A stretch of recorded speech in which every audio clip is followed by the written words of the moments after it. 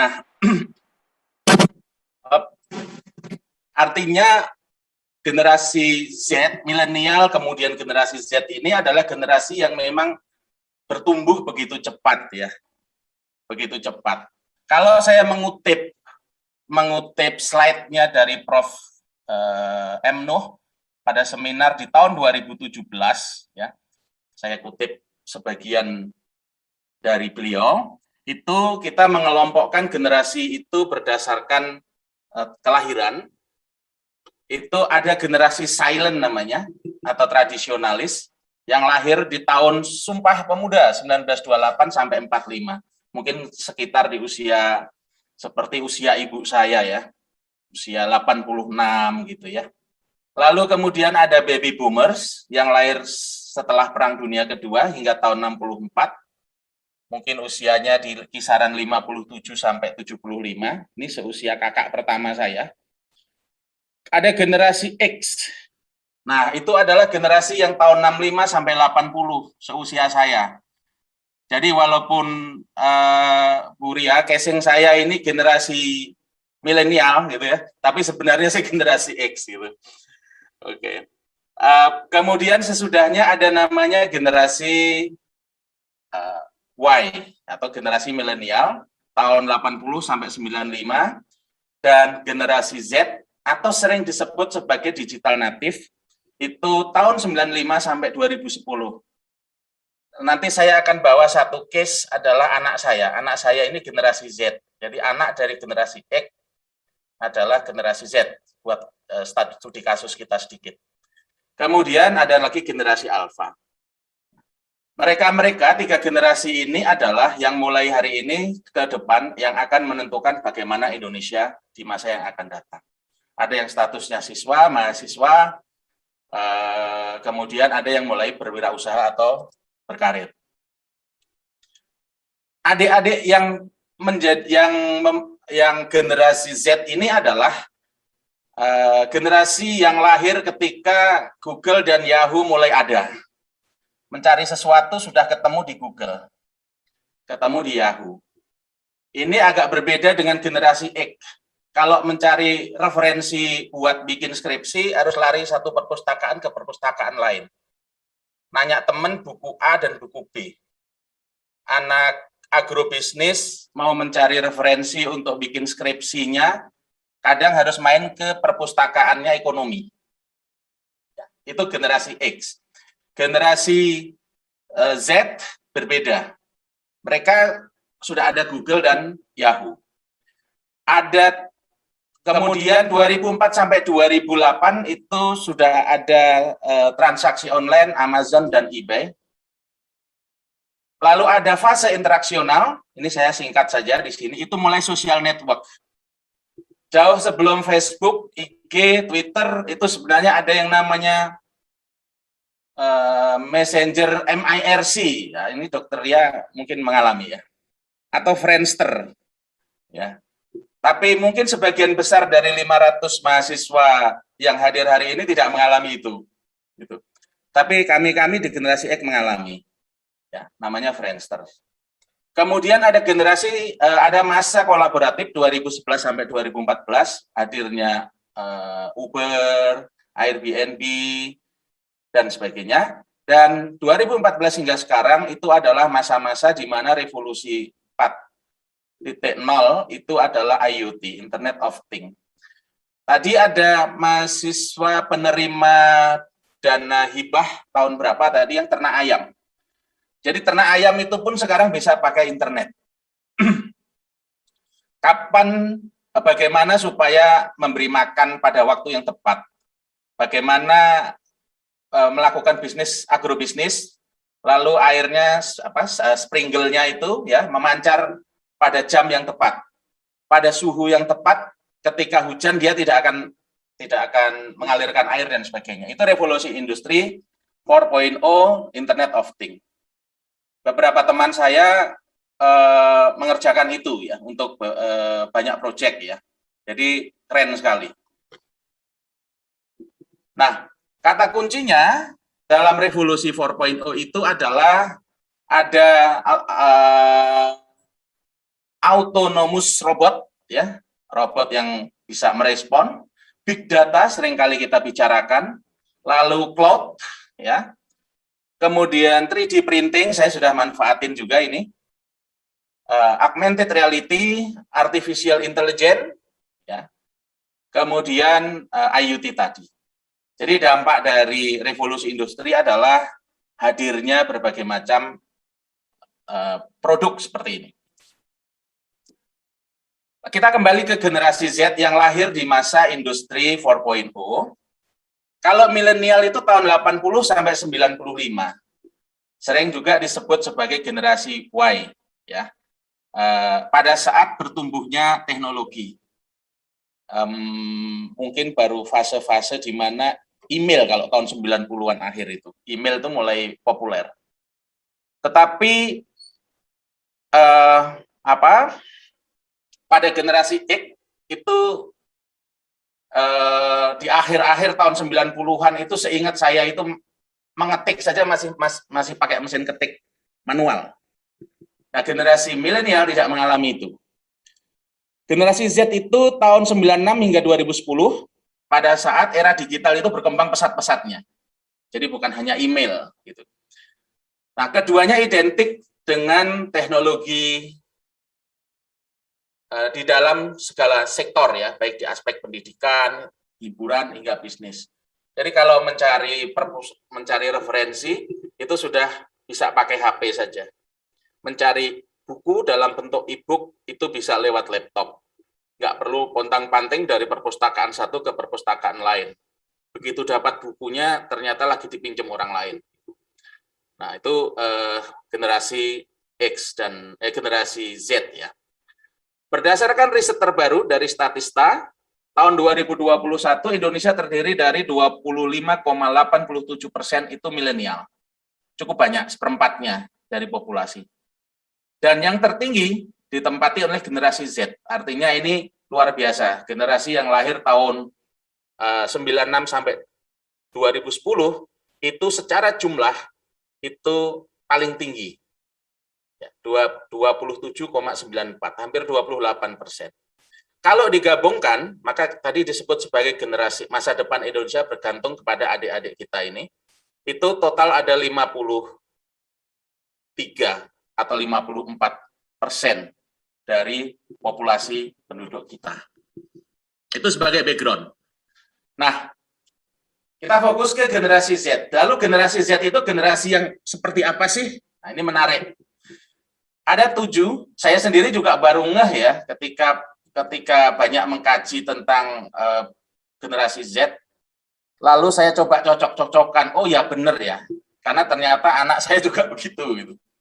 Pertama adalah digital. Jadi generasi Z itu hidup dalam lingkungan digital yang intens, yang sudah sangat familiar dengan perangkat digital apapun, mudah sekali mereka mempelajari, sehingga jarak antara hal yang sifatnya digital dengan nyata itu seakan-akan borderless, tidak ada. Seakan-akan mau beli apa saja juga pakai HP cukup gitu. Mau eksis pakai HP cukup. Jadi itulah yang kita sebut mereka sebagai generasi digital. Mereka menganggap bahwa penerapan digital adalah solusi dalam meningkatkan budaya organisasi kalau di dalam organisasi. Ada riset menarik dari Alvara Research itu dalam hal penggunaan internet. Kalau generasi X itu 63% connect ke internet dalam 1-3 jam per hari. Kalau generasi milenial itu 4-6 jam ya. Nah, yang menariknya generasi Z ini 93% connect ke internet itu 7 jam per hari. Jadi nggak bisa lepas dari digital. Tadi kata Kak Bembi, bela-belain kalau nggak punya kuota, depis mepet ke Starbucks nyari wifi. Ya, karena sudah edik, sudah kecanduan. Kadang-kadang mati lampu tidak terlalu menyedihkan, tetapi kalau gangguan nggak punya kuota atau ada gangguan internet itu lebih membuat mereka susah. Itu generasi Z. Yang kedua adalah hyper customasi. Jadi mereka adik-adik yang lahir di dalam periode 96 sampai 2010 itu menyukai keunikan. Gue banget loh. Ini gue gitu. Jadi pada periode di mana mereka pengen menampilkan identitas dirinya lebih kuat. Termasuk dalam bisnis, dalam tugas pekerjaan, contohnya ada riset 56% dari mereka itu lebih suka membuat uraian pekerjaan sendiri daripada diberikan deskripsi yang umum. Jadi kalau saya memberikan perintah tugas atau sesuatu ke anak saya, itu pada high level saja. Jadi pada high level saja diminta untuk melakukan A. Nah, turunan A itu apa saja, itu mereka lebih suka membuat uraian sendiri. Ini ciri khas yang kedua. Yang ketiga, generasi Z ini adalah generasi yang realistis, pragmatis, ya, terhadap kondisi sosial, ekonomi, ya, apalagi situasi pandemi seperti sekarang. Jadi ini ciri yang ketiga adalah realistis. Kemudian yang menarik ada namanya FOMO, fear of missing out. Ini menjelaskan pada pola perilaku di mana kalau gua nggak ikutan begini, gua akan tertinggal. Jadi gua nggak kayak teman-teman gua dong. BTS, saya juga suka diledekin anak saya. Anak saya yang sekarang kelas 1 SMA, kelahiran 2006. Saya bingung, punya duit habis buat beli pernak-pernik. Apa gitu saya pikir ya. Ternyata BTS, saya awalnya nggak ngerti BTS itu apa. Nggak ngerti itu ARMY apa. Ya. Tapi ketika ngobrol, oh ternyata bagi dia, bahasa dia begini, papa ini nggak gaul banget. Jadi saya yang dianggap nggak update, karena nggak ngerti BTS dan ARMY Indonesia. Jadi dia beli pernak-pernik itu dan ternyata dijual kembali. Nah, untungnya dijual kembali. Jadi dia memanfaatkan bisnis itu. Ya. Ini FOMO. Maka tidak heran kalau beberapa kasus kita lihat di daerah ketika anak menginginkan sesuatu, orang tua tidak bisa memenuhi, dia malu kepada teman-temannya, kemudian berakhir menjadi sesuatu yang tragis yang tidak kita inginkan. Karena tidak bisa mengelola FOMO-nya itu ya. Generasi Z itu juga ekonomis, dia senang sharing, senang kolaborasi. Tadi juga disampaikan bagus sekali Kak Bimbi, itu mengenai kolaborasi. Bahkan sebenarnya kalau bahasa dagangnya sekarang itu sudah stop selling, start networking atau kolaboratif. Beberapa pebisnis juga sudah tidak mengandalkan uang sendiri, banyak sekali yang pakai crowdfunding, berarti itu kolaborasi.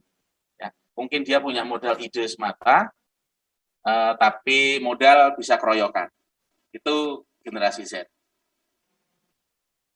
Kemarin ada satu webinar diadakan oleh satu bank menghadirkan startup company, dan salah satu pendiri startup itu adalah seorang yang generasi Z, generasi X, pensiunan bank, pensiunan direktur bank, yang menyampaikan bahwa saya ketika masuk startup itu posisi direktur saya dulu di bank itu seakan-akan tidak, tanda kutip, tidak bermanfaat. Karena generasi ini luar biasa berpikirnya cepat dan kolaboratif. Jadi itu adalah generasi Z ya. Kemudian ada yang nomor 6 itu do it yourself. Melakukan urusan sendiri dengan lebih cepat dan baik. Nggak bisa benerin ini, dia cari di YouTube. Nggak bisa begini, dia cari di browsing, dan lain sebagainya. Dan yang terakhir, yang sangat-sangat luar biasa positif, generasi Z itu adalah generasi yang sangat mudah terpacu, sangat termotivasi, sangat kompetitif. 72% generasi ini menyatakan mereka berkompetisi terhadap orang yang melakukan pekerjaan yang sama. Jadi budaya kompetisinya luar biasa. Which is, ini good ya. Oke, nah. Ada 11 ide bisnis generasi Z atas dasar karakter tersebut. Mereka lahir di mana bisnis di mana era digital sudah mulai berkembang sangat pesat ya. Ada 1 sampai 11, ada yang mau jadi web developer, ada web designer, ada yang pengen jadi blogger. Kalau ada yang graphic designer, social media marketing, influencer, content creator, vlogger, tutor online, copywriter, toko online, dan lain sebagainya. Intinya, banyak ide bisnis yang dijalani oleh generasi Z ini adalah bisnis-bisnis yang platformnya ya atau dasarnya adalah menggunakan digital. Kalau kita selama pandemi ini, ketika kita menghindarkan untuk berinteraksi keluar, contohnya, saya banyak menyelesaikan problem mobil, kerusakan mobil itu mengandalkan dari YouTube. Nah, siapa yang ngisi? Ternyata yang ngisi adalah anak-anak muda yang mencintai otomotif. Dan itu luar biasa, mereka menghasilkan bisnis yang ratusan juta setiap bulan. Nah, itu generasi Z. Kemudian generasi Z kita sandingkan dengan wirausaha. Bagaimana kalau generasi Z berwirausaha? Entrepreneur atau wirausaha itu memiliki 7 karakter, 7 sifat. Pertama adalah percaya diri, kemudian memiliki keinginan untuk berprestasi, untuk mendapatkan keuntungan, ya, karena tidak ada gunanya bisnis kalau nggak untung gitu kan. Kemudian berani menanggung resiko, tahan uji, optimis, energik. Oke, kemudian kreatif, inovatif, dan adaptif, komunikatif. Terakhir adalah punya keterampilan manajerial. Kalau diringkas pakai bahasa Kak Bambi tadi ada KSA, knowledge, skill, attitude. Ya, percaya diri itu adalah attitude-nya, kemudian managerial skill-nya itu ya skill, ya keterampilannya. Kemudian ada kreatif dan inovatif bisa muncul kalau kita punya knowledge dan lain sebagainya. Ini adalah cirinya. Lalu bagaimana mengembangkan kewirausahaan pada generasi Z? Saya menggunakan ilustrasi generasi X versus generasi Z. Kenapa? Karena yang sedang menjalankan kebanyakan entrepreneur dan pelaku kebijakan, pengambil kebijakan sekarang adalah di generasi X. Sedangkan yang akan dikembangkan adalah generasi Z. Generasi X atau generasi yang lebih tua itu tidak bertanggung jawab terhadap generasi penerus terhadap generasi Z jika dia tidak membantu dan mempersiapkan generasi Z menjemput masa depannya. Seperti dalam ilustrasi ini. Tangganya dipatahin. Kemudian Sayyidina Ali juga menyampaikan, didiklah anakmu sesuai dengan zamannya. Maka tema ini tepat sekali. Tema ini bagaimana menyiapkan generasi Z menumbuhkan karakter mereka sebagai karakter entrepreneur. Mereka akan menghadapi masa yang berbeda dari masamu. Jadi akan sangat sulit saya menyampaikan ke anak saya, kayak papa dulu. Nah, itu sudah tidak bisa. Tantangannya berbeda. Jadi bagaimana menggunakan masa mereka untuk mengembangkan diri.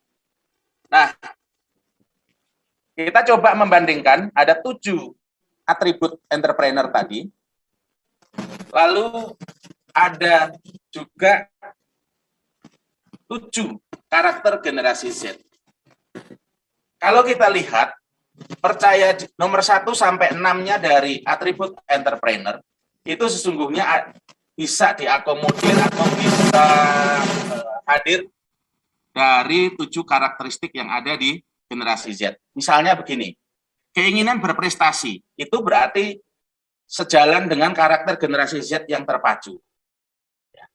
Kemudian optimis dan energik, ya, optimis dan energik ini juga terpacu. Ya, ada fleksibel, ini kreatif dan inovatif. Jadi banyak karakter yang match, tetapi ada satu karakter kewirausahaan, atribut kewirausahaan yang tidak kita temukan pada karakter generasi Z, adalah keberanian menanggung risiko atau tahan uji. Nah, Tadi saya mengintip hasil survei singkatnya KBMB juga. Selain faktor modal, hambatan yang muncul dari responden adalah takut gagal. Karena resiko itu menjadi momok bagi entrepreneur. Pada responden tadi. Berarti ada satu lubang, satu atribut entrepreneurial yang harus kita kembangkan pada generasi Z. Karena belum ketemu dalam salah satu karakteristiknya. Keuletan, ketabahan, ketekunan, kedisiplinan, mental baja, mengelola emosi, di manakah adik-adik kita ini belajar? Ya, karena tidak akan ada di pelajaran yang mereka pernah dapatkan. Nah, saya membuat gambaran, ini saya dengan anak saya ini semester 5 saat ini, seperti adik-adik sekalian, ya, dia generasi Z, ya, generasi Z. Saya mengutip satu buku, halaman 10 dari bukunya David Stillman tadi. Jika kita melihat bagaimana generasi mendidik anak, terdapat suatu pola. Jadi ada pola. Suatu generasi akan bereaksi terhadap cara generasi sebelumnya mendidik atau cara mereka sendiri dibesarkan. Jadi anak saya ini merekam cara dia dididik. Mereka akan menerapkan praktek terbaik yang sama. Tentu saja meyakini bahwa ada suatu cara yang lebih baik. Jadi ATM tadi, amati, tiru, modifikasi bahasanya. Jadi dia akan copy, merekam, tetapi menambahkan dengan keahlian, dengan versinya dia, versi generasi Z. Saya tulis di atas bisnis karena itu yang ada di kepalanya sekarang. Cita-citanya punya bisnis sendiri. Lahir tahun 2001, berarti generasi Z pertengahan. Ketika SMP, nah ini menarik nih, jualan jajanan. Karena di pesantren kami kirimi makanan terus. Setiap datang kita bawain satu box, isinya jajanan yang awet untuk 1 bulan. Tapi apa daya, di kamar pesantrennya dia tulisi Dafamat. Jadi kalau jajanan itu kita belikan satu piece harganya 2.000, dia jual harga 3.000 karena jauh dari pesantren itu untuk beli jajan. Nah, sayangnya dia jual jajan itu lalu uangnya buat beli jajan di tempat lain juga, sehingga modal dia itu habis buat jajan, jadi nggak terkumpul. Ya. Jadi modalnya habis juga. Ketika 2019 kuliah di Malang, bilang sama saya, Pak, aku kok pengen ya jualan namanya serba tahu. Bukan serba tahu, pengetahuan ya, enggak. Tapi serba tahu. All about tahu dalam berbagai varian. Kita cari gambarnya. Kita carikan lain-lain. Onde-onde juga sama. Jajanan ringan pastel udang. Selamat kuliah dia pengen malang sambil jualan, tapi semuanya layu sebelum buka karena saya ngegasnya kenceng, yang remnya kuat, jadi idenya suka berubah. Kemudian selama pandemi di rumah, nah ini yang terjadi, dia bikin tanda kutip semacam jasa desain dan namanya 29. Setelah berjalan sebentar, pikir-pikir kok kurang bagus, dia ubah jadi namanya desain. Tapi berjalan, dapat beberapa klien lumayan. Kemudian penerbitan saya serahkan ke dia dan dia sudah berjalan baik. Ya. Signifikan dia menerbitkan 9. Nah, yang menarik adalah hobi dia untuk fotografi, saya paksakan untuk jadikan buku. Kenapa saya paksakan? Di belakang nanti saya akan jawab. Jadi kalau tidak dipaksakan, itu nggak akan pernah jadi. Bila Kak, dengan jadi buku ini, mungkin kakak satu angkatan satu-satunya mahasiswa yang bisa bikin buku. Ya. Nah ini anak saya, namanya Dava. Bisnis. Saya tanya, Kak, nanti selesai kuliah, mau lanjut S2? Enggak. Terus, kerja dulu? Enggak. Jadi, bisnis sendiri. Ini generasi. Ini foto saya waktu masih agak mudaan ya. Cita-citanya kalau setelah lulus kuliah ya kerja. Belum pernah ada ide bisnis. Generasi X. SMP SMA jualan macam-macam kartu lebaran, mungkin generasi Z nggak paham kartu lebaran ya. Jadi kartu setiap hari raya tertentu dijual untuk berkirim-kirim. Dan itu motifnya terpaksa, karena kalau nggak begitu saya nggak dapat uang jajan. Selama mahasiswa saya jualan macam-macam, salah satunya yang besar adalah jualan kaligrafi kayu, sambil kerja juga, nyari beasiswa. Kenapa? Karena terpaksa, biar tetap bisa kuliah, bayar kos, SPP, makan, dan lain sebagainya. Jadi entrepreneur yang saya bentuk dari SMP sampai kuliah, entrepreneurship saya, itu adalah karena terpaksa, pakai ilmu paksalogi. Setelah 17 tahun berkarir, saya dari level supervisor sampai VP, berangkat pagi pulang malam, berbagai macam industri. Keyakinan saya adalah kerja keras, tekun, karir pasti baik, hidup nyaman. Jadi nggak ada bisnis-bisnisnya juga. Ya. Berbisnis 10 tahun terakhir saja, dari passion hingga konsultan, konvensional hingga. Ini adalah contoh prototip generasi X dan generasi Z yang saya alami dan dengan anak saya. Nah, kalau saya pengen merubah anak saya, maka saya harus menggunakan prinsip Pareto. Apa sih 20% yang bisa saya pakai untuk memberikan hasil 80%? Gitu ya. Enabler, sebagai hal yang menjadikannya mungkin itu apa?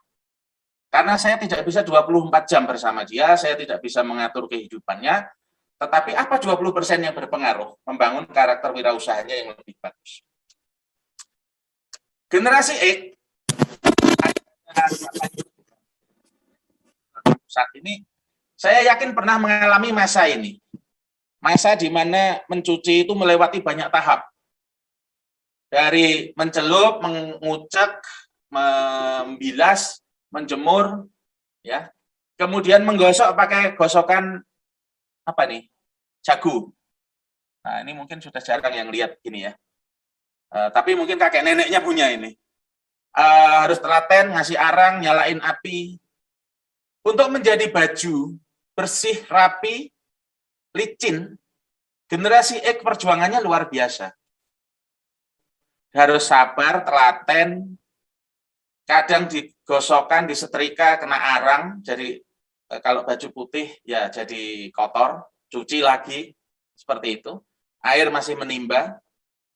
Kemudian zaman berubah, ketika generasi Z bertumbuh, itu sudah ada mesin cuci yang otomatis.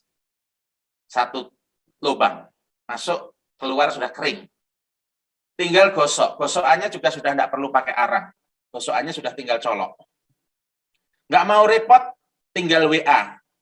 Ke laundry kiloan, dijemput hanya 5.000 per kilo. Jadi dulu anak kos generasi X itu melakukan yang mencuci sendiri secara manual, menggosok pakai arang. Generasi Z punya pilihan pakai mesin cuci dan setrika listrik, sangat mudah. Dan mau lebih mudah lagi tinggal WA, cuci kiloan. Nah, proses yang berbeda itu membentuk karakter secara umum generasi yang berbeda. Ya. Secara umum jadi generasi yang berbeda.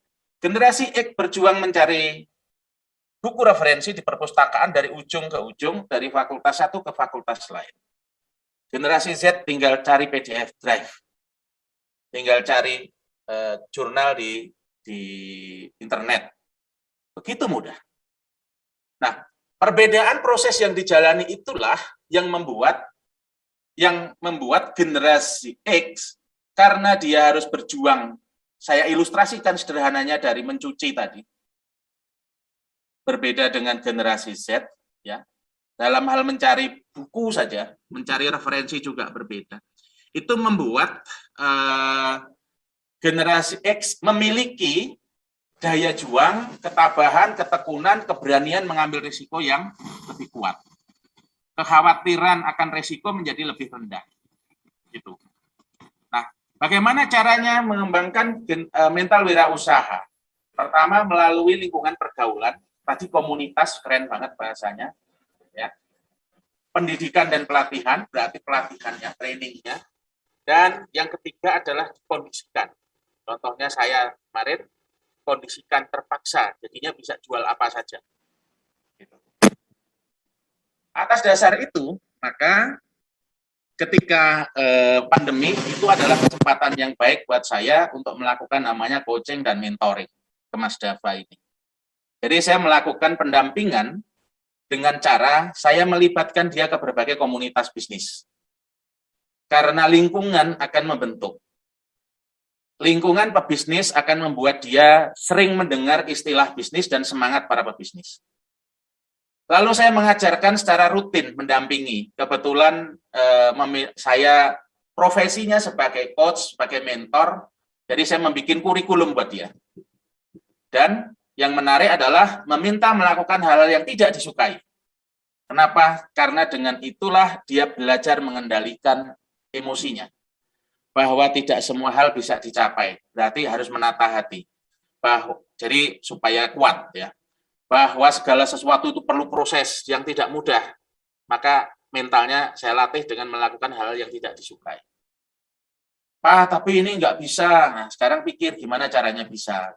Tapi aku nggak suka, nggak apa-apa nggak suka, kerjain aja, saya bilang begitu. Boleh kok nggak suka, tapi yang penting selesai. Kelihatannya memaksa, tapi itu mengkondisikan. Kenapa? Karena orang-orang sukses, puisinya I.M. Gray itu, memiliki kebiasaan mengerjakan hal yang tidak disuka oleh orang gagal. Mereka belum tentu suka mengerjakannya, tetapi ketidaksukaannya adalah tunduk kepada kekuatan dari tujuan. Kalau mau jadi entrepreneur itu nggak ada yang suka bangun pagi goreng singkong, goreng pisang untuk dagang di pagi hari, itu nggak ada yang suka. Lebih suka itu pagi-pagi itu tidur, tetapi mereka kerjakan karena tujuan mereka lebih kuat dibandingkan rasa malasnya. Gitu. Jadi kenapa dilatih hal yang tidak disukai? Sepanjang yang tidak disukai itu relevan dengan tujuan besarnya, maka itu adalah latihan yang terbaik. Seperti halnya saya mengilustrasikan pohon. Ketika pohon di benih tanaman, yang satu ditaruh di pot, disiram, dijaga, dikasih pupuk, dihindarkan dari binatang buas, dan lain sebagainya. Yang satu lagi dilempar benihnya di hutan, nggak ada yang merawat, kena air, kena banjir, kena kering, ya musim kemarau. Kemudian ada kebakaran lahan. 4 atau 5 tahun kemudian, ketika sama-sama mau dicabut tanaman tersebut, mana yang lebih mudah? Yang A atau yang B? Jawabnya adalah yang A. Kenapa? Karena yang A, ya, setiap hari dirawat, dikasih pupuk, dikasih air, dan dia akar-akarnya tidak perlu berjuang kemana-mana, dinina bobokkan oleh potnya, kemudian semua makanan tersedia. Akarnya nggak kemana-mana, sehingga ketika dicabut mudah. Sementara yang di hutan, yang B, itu tidak ada yang merawat, tidak ada yang ngasih pupuk, sehingga dia akarnya harus berjuang menembus kerak bumi untuk mencari nitrogen dan air. Nah, setelah 4 tahun, karena akarnya terus berjuang, maka akarnya pohon itu menjadi kuat, dicabut susah. Nah, itulah yang mengilustrasikan membangun karakter kewirausahaan yang poin yang terakhir, atribut kewirausahaan yang terakhir tentang mental, ya, keberanian untuk menerima resiko, keberanian untuk tahan uji, sabar, telaten, dan sebagainya, itu dibentuk dengan menciptakan tantangan-tantangan baru yang memperkuatnya.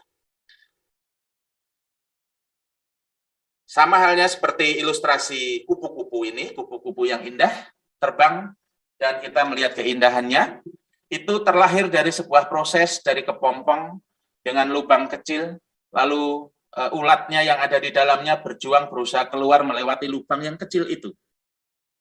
Kalau kita melihat kemudian kasihan, lalu kita pecahkan kepompongnya, maka sesungguhnya kepompong itu, ulat itu akan tetap menjadi ulat yang tidak akan pernah bisa terbang. Tetapi kalau kita membiarkannya berproses, melewati tantangan lubang kecil itu, maka ternyata itu adalah jalan Tuhan untuk menyebarkan cairan yang ada di dalam ulat, lalu menyebar ke seluruh sayapnya sehingga dia memiliki sayap dan bisa terbang. Ya. Jadi itu saja saya rasa yang bisa saya sampaikan, Ibu Dr. Ria. Semoga bermanfaat. Terima kasih. Assalamualaikum warahmatullahi wabarakatuh. Waalaikumsalam warahmatullahi wabarakatuh. Terima kasih Pak Ridwan untuk pemaparannya yang sangat luar biasa ya, menginspirasi dan juga semakin membuka wawasan serta semangat bagi kita semua. Bukan aja buat adik-adik pemuda yang masuk generasi Z, tapi juga buat kita yang ada di ruangan Zoom ini. Baik, kalau 2 tahun lalu generasi milenial tuh emang happening ya Pak ya. Sekarang yang happening itu Gen Z, walaupun milenial juga masih eksis. Jadi benar tadi kata Pak Ridwan bahwa rasanya masih muda tapi kok kelihatan tua gitu ya. Kalau dulu tuh 2 tahun lalu mungkin nongkrong di coffee shop tuh masih pede gitu ya. Kalau sekarang jadi nggak pede karena nanti disangkanya ini orang tua lagi nungguin anaknya ikut ngopi gitu. Ya seperti itu ya Pak ya. Baik, jadi perubahan saat ini tuh sedang memasuki revolusi industri 4.0 ya Pak, kalau saya bisa boleh simpulkan, dan teknologi merupakan kunci terjadinya revolusi industri 4.0 ini. Jadi kita harus menjadi pemungkin atau enabler. Yang tidak mungkin tuh menjadi harus mungkin, akhirnya menjadi kenyataan. Kalau mau menjadi wirausaha, yang pertama adalah merubah mindset-nya. Ya, jadi yang kayak tadi di pikirannya tuh bisnis, bisnis, bisnis gitu. Jadi kalau bahasa sekarang tuh palu gada ya, apa lu mau gue ada deh gitu. Jadi tidak lagi berpikiran pakai baju rapi, berangkat kantor sebagai pegawai gitu ya Pak ya. Jadi harus berubah dulu mindset untuk menjadi wirausaha. Kemudian yang menarik dari karakteristik yang dimiliki oleh Gen Z itu ada 7 tadi, yaitu digital, hiperkustomisasi, kemudian dia realistis, kemudian dia nggak ngikutin zaman tuh, nggak gaul, FOMO ya, fear of missing out, terus ekonomis, terus do it yourself gitu, katanya lebih mandiri dan memiliki kompetisi yang tinggi. Sebenarnya dasar-dasar dari kewirausahaan jiwanya itu sudah ada dimiliki oleh Gen Z ini. Jadi tinggal bagaimana kembali mengoptimalkan jiwa-jiwa itu dalam perilakunya, dituangkan dalam perilaku sehari-harinya. Kemudian jika disandingkan dengan ciri entrepreneur adalah percaya diri, keinginan berprestasi untuk mendapatkan keuntungan, optimis atau energi, memiliki semangat, kreatif, inovatif, adaptif, komunikatif, manajerial skill, dan seorang entrepreneur tuh harus berani menanggung resiko tahun uji, yaitu dibutuhkan keuletan, ketabahan, ketekunan, kedisiplinan, mental baja, dan dalam mengelola emosi. Ya, jadi yang menarik lagi tadi nih Pak, ya, cara menumbuhkan mental wirausaha tuh melalui lingkungan pergaulan. Tadi yang dari Pak Bembi sudah sampaikan adalah mencari komunitas bisnis, kemudian dari melalui pendidikan baik formal maupun non formal, dan yang ketiga itu yang menarik yaitu dikondisikan atau terpaksa. Jadi kalau kata anak zaman now tuh the power of kepepet ya Pak ya. Jadi kalau makin kepepet tuh jiwa, semakin pikirannya tuh makin apa yang harus dilakukan gitu. Baik Bapak Ibu, teman-teman, saya akan membacakan Q&A ya Pak. Dari room Q&A ada beberapa pertanyaan. Yang pertama dari Dian Nur Azizah. Assalamualaikum, izin bertanya bagaimana sebagai pengusaha muda dapat bersaing dengan para pengusaha yang sudah lebih dulu sukses dengan contoh pengusaha. Contohnya tuh pengusaha tembakau. Jadi Mbak Dian ini mungkin dia mau menjadi pengusaha tembakau juga, tapi gimana caranya dia tuh bisa bersaing dengan pengusaha tembakau yang sudah ada lebih dulu. Silakan Pak Ridwan. Baik, pertanyaannya pertanyaan berat ya. Belum sudah bersaing gitu. Berarti bisnisnya sudah berjalan Ibu Dian ya. Bagaimana caranya bersaing? Saya ingin membalikkan saja begini. Bagaimana caranya bersinergi? Sama-sama untung. Jadi ketika kita menemukan, kalau kita daripada berpikir bagaimana bersaing, kita balik saja. Bagaimana caranya kita bisa berkolaborasi, bersinergi. Misalnya, saya tidak tahu secara spesifik bisnis tembakonya bagaimana ya, apakah ecer tembakau atau grosir tembakau suplai ke pabrik, bisnis modelnya saya belum cukup informasi ya. Tapi ada kalanya kita mesti men-challenge cara berpikir kita dengan gimana caranya kolaborasi. Ya. Kalau ilmu bersaing itu disebut pesaing itu ketika target pasarnya sama. Kalau target pasarnya berbeda, itu bukan pesaing. Satu dulu, diidentifikasi dulu. Yang kedua adalah, misalnya saya dengan Ibu Dokter Ria sama-sama jualan makanan. Makanan saya, kita warungnya sebelahan, belum tentu bersaing. Saya jualan makanan daerah. Ibu Ria jualan burger dan kawan-kawannya yang lebih modern. Target pasarnya milenial Z, saya target pasarnya adalah karyawan pulang kantor. Itu sudah bukan pesaing ya. Jadi target pasarnya sama. Yang kedua begini, tidak selamanya kita harus bersaing di dalam kolam yang sama. Kita boleh memindahkan kolam. Kalau bahasa bisnisnya, hindarkan red ocean, ya. Tapi kita ambil atau cari pasar yang berbeda, blue ocean. Itu ada bukunya, bisa dicari. Jadi 3 poin itu saja. Satu, apakah harus bersaing? Bisa nggak kolaborasi? Yang kedua adalah apakah target pasarnya sama? Ya. Yang berikutnya adalah kalau kita bisa mengambil target pasar yang berbeda, itu jauh lebih baik karena menghindarkan perang. Apalagi produk-produk yang sensitif untuk perang harga, misalnya makanan. Itu korbannya pasti adalah konsumen karena pertaruhannya adalah bahan, ingredients-nya. Nah, tetapi kalau memang target pasarnya sama, produknya more or less sama, dan memang harus bersaing, maka ada banyak cara untuk bersaing. Bisa dari sisi efisiensi yang bisa kita ciptakan, bisa nilai tambah yang kita berikan, banyak. Itu situasinya bisa berbeda-beda tergantung Ibu Dian ini bersaing dengan tembakau ini, bisnis modelnya seperti apa. Begitu Ibu Ria. Ya, terima kasih Pak. Mudah-mudahan Mbak Dian ya, Dian bisa menangkap dan mengambil poinnya ya tadi, kolaborasi, tidak harus bersaing, tapi pasarnya dilihat lagi gitu. Terus ada lagi ya Pak ya, izin satu lagi, kemudian ini gimana cara ideal menumbuhkan rasa percaya diri untuk bersaing lagi nih. Wajib, memang jiwa kompetitifnya tinggi ya di Gen Z ini, selalu bersaing gitu. Enggak melebur. Untuk bersaing di bidang wirausaha supaya dapat terus berada di keyakinan yang kuat untuk menjalankan usaha yang sedang dirilis. Nih keyakinannya apa bersaingnya nih. Baik, terima kasih Pak Ridwan. Ya. Ibu siapa tadi, Dokter ya? Mbak Zihan Asmi Fauzia, AMD. Mbak Zihan. Iya. Mbak Zihan dan kita semua, kalau berbicara mengenai kepercayaan diri, saya ingin ilustrasikan, kita semua saya rasa pernah jatuh ya. Pernah jatuh, tersandung sesuatu, lalu di tengah jalan nggak ada orang gitu. Saya rasa hampir semua di dalam sekian puluh tahun kehidupan kita pernah ngalami itu. Ya mau nabrak ember, nabrak batu, kepleset gitu. Dalam kondisi sendirian. Kira-kira apa yang akan dilakukan? Yang akan dilakukan pastilah akan bangun sendiri. Nggak akan mungkin kita kemudian toleh-toleh dulu, lalu meminta pertolongan sementara kita bisa bangun. Jadi defaultnya dalam kepala kita sudah diprogram softwarenya oleh Tuhan, oleh Allah Subhanahu Wa Taala, itu adalah kita itu defaultnya adalah bangkit. Jadi itu program otomatisnya dari pencipta, dari Tuhan. Ya. Kemudian yang kedua, bagaimana meningkatkan kepercayaan diri tadi ya.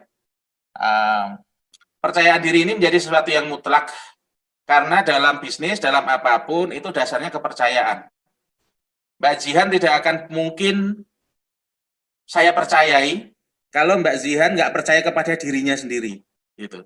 Jadi percaya diri ini menjadi sesuatu yang mutlak. Nah, temukan apa-apa saja yang menjadi kekuatan diri dan berfokuslah di sana.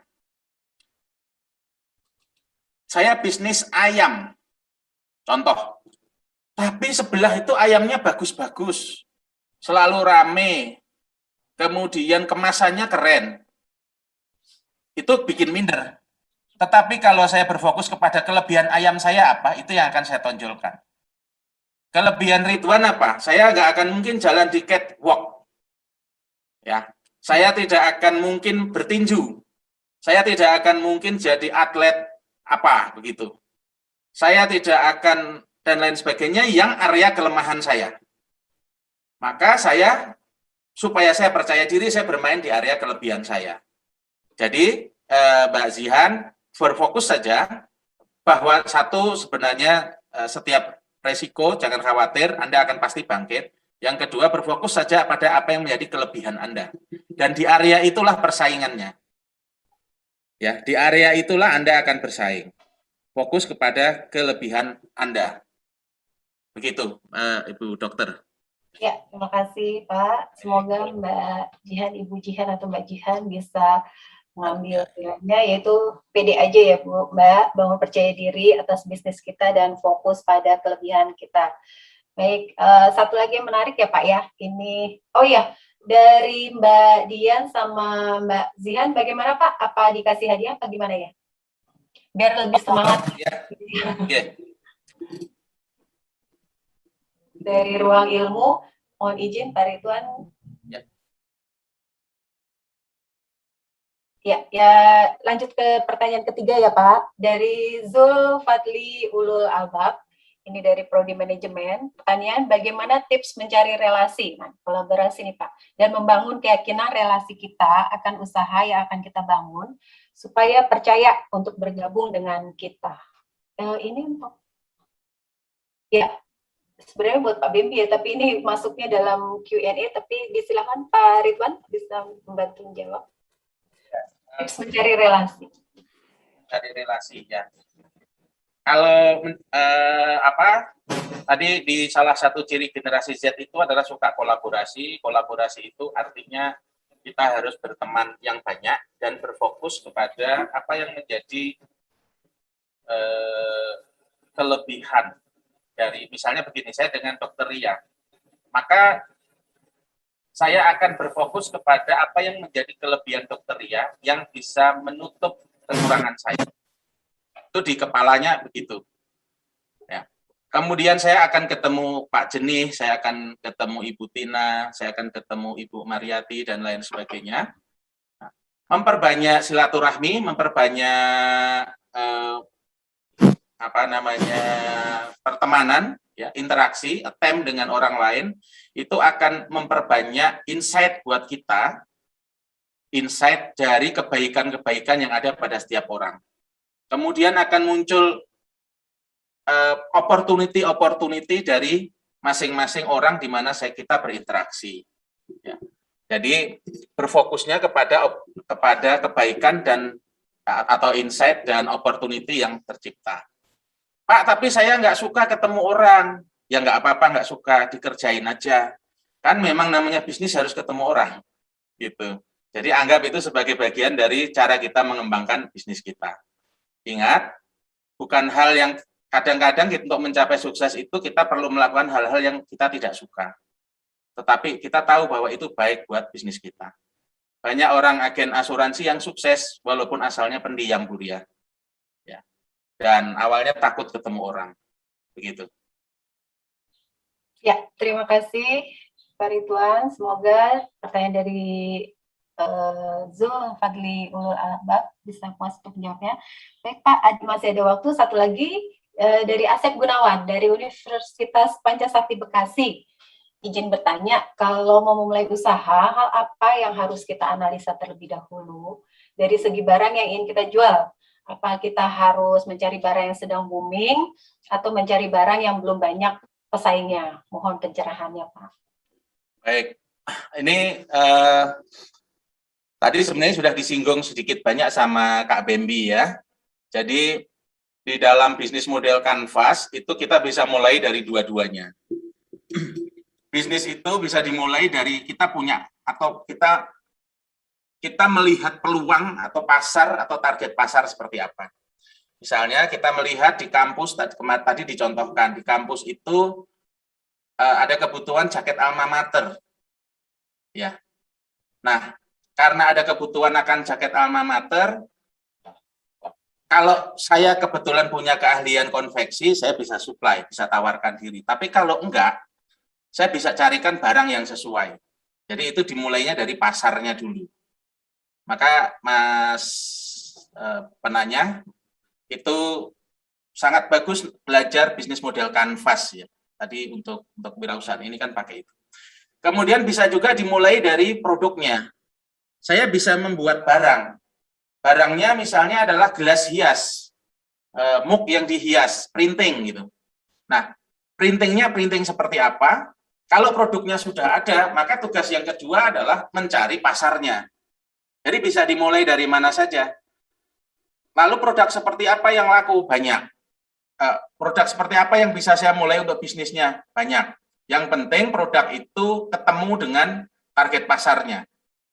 Produknya banyak diminati orang, tapi kita nggak ngerti target pasarnya siapa secara spesifik, yang nggak akan bisa jadi bisnis. Produknya langka, nggak ada yang bisa bikin, tapi kita nggak nemukan target pasarnya. Itu nggak akan jadi bisnis juga. Gitu. Ya. Jadi selalu harus ada match-nya, Mas, antara produk dengan target pasar. Boleh dimulai dari mana saja. Pak, saya menemukan potensi. Apa potensinya? Potensinya di sini ini adalah orang-orang diwajibkan untuk memakai batik pada hari Selasa. Ya, hampir di semua instansi. Itu pasarnya dulu yang ketemu. Saya nggak perlu bisa batik. Saya nggak perlu bisa memahami kain. Tetapi yang saya harus tahu adalah batik seperti apa yang dibutuhkan dan saya bisa menemukan produsen yang tepat. Itu saya sudah berbisnis. Begitu ya, Mas siapa tadi, Bu Dokter? Mas Asep. Dari Pancasakti Bekasi. Pancabakti Bekasi. Ya, terima kasih Pak Tuan. Ini satu lagi ya Pak ya, ada berhubungan dengan pandemi nih. Mau izin bertanya, di masa pandemi seperti ini, bagaimana seorang wirausaha dapat meningkatkan kualitas usahanya agar dapat maju dan berkembang dalam lingkungan masyarakat, sedangkan daya beli masyarakatnya sedang menurun. Silakan Pak Ridwan. Ya, daya beli masyarakatnya menurun, situasinya pandemi, jualan susah gitu ya. Iya. Ya, saya jawab satu persatu dulu. Yang pertama adalah cara kita meningkatkan bisnis kita bagaimana. Maka bisnis yang baik itu adalah bisnis yang adaptif. Ya. Kalau saya biasanya jualan offline, pandemi membatasi pergerakan saya, maka online itu bukan lagi pilihan, tapi kewajiban. Karena kalau tidak kita lakukan, kita nggak bisa survive, nggak bisa nunggu. Apalagi nunggu, ya. Survive pun tidak. Banyak cerita yang saya dapatkan, ujung-ujungnya keluh kesah. Tapi nggak mau jualan online. Kalau ditanya, males. Kalau ditanya nggak bisa, tapi nggak belajar juga. Nah, itu problemnya problem mental. Itu satu. Jadi, digital ini bukan pilihan sekarang, tapi sebuah keharusan sejarah. Kemarin di PKM bulan Juli lalu kita menyampaikan itu juga. Kemudian yang kedua, bagaimana kalau daya beli menurun bagaimana? Nah, kalau daya beli menurun, krisis itu pasti akan membuat orang memprioritaskan apa yang menjadi kebutuhannya. Salah satu teman saya, agen asuransi, awalnya sukses luar biasa ketika pandemi pulang kampung karena orang gagal bayar semua. Jadi akhirnya dia nggak dapat komisi akhirnya. Nah, kenapa? Karena asuransi bukan prioritas. Berarti kita harus adaptif. Kalau memang demand-nya dari produk itu kurang, ya, karena pandemi kemudian menjadi tidak prioritas, ada saatnya kita switch bisnis. Gitu. Contohnya kemarin waktu puncak-puncaknya krisis, beberapa maskapai di Asia Tenggara kan dikabarkan ada yang jual gorengan, ada yang jual macam-macam ya. Nah, tapi bisa juga sebenarnya bukan berpindah bisnis, tetapi merubah. Jadi misalnya begini, awalnya kita jualan apa yang paling banyak tadi ya diminati adalah kita bisnis salon deh, paling gampang, salon. Salon tuh orang harus datang, ya, harus datang untuk perawatan. Nah, bisnis salonnya bisa tetap, tapi cara kerja kita yang diubah menjadi home treatment. Nah, itu kita bisa membuktikan di klien saya di Depok justru booming dengan cara home treatment-nya yang kenceng. Ya. Jadi adaptifnya di situ. Itu Bu Dokter. Ya, terima kasih Pak. Tadi pertanyaan dari Francisca, Prodi Administrasi Bisnis. Kita mesti adaptif ya Mbak Francisca. Baik, dalam mempertimbangkan waktu, banyak sekali pertanyaan yang masih masuk Pak, tapi mohon maaf kepada yang sudah bertanya, waktu sudah habis. Demikian Bapak Ibu dan rekan teman-teman mahasiswa ya, adik-adik mahasiswa, diskusi yang biasa telah kita lalui dalam sesi ini. Ucapkan terima kasih kepada Pak Ridwan atas pemaparannya dan jawabannya. Semoga kita semua, khususnya rekan-rekan generasi Z ini, dapat mengambil banyak pelajaran ya, pengalaman, dan bisa membuka cakrawala tentang apa dan bagaimana berwirausaha. Jadi push your limit, push yourself to your limits, bahkan beyond your limits ya, agar dapat bertumbuh menjadi generasi yang kuat dan tangguh dalam mencapai Indonesia Emas. Sekali lagi kami ucapkan terima kasih Coach Dr. Ridwan Mahmudi MM, CTNLP, NPL atas pemaparannya. Dan izinkan saya kembali kata-kata dari M. Gray itu, orang sukses mempunyai kebiasaan mengerjakan hal-hal yang tidak suka dikerjakan oleh orang yang gagal.